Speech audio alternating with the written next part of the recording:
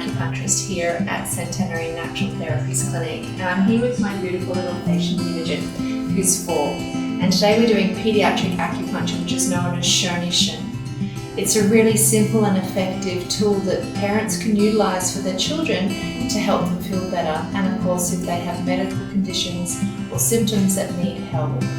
So Imogen is here today as my helpful helper, and we're going to just run through what a simple technique it really is. So we just start with the patient laying on the table, and I just really gently palpate the body, which means touch. So I will take Imogen's pulse, then I will just gently move through her body and use certain tools just to help balance her body. Children really respond well to this form of treatment because it's gentle and soft. It involves stroking, touch, and just a little bit of humour as well.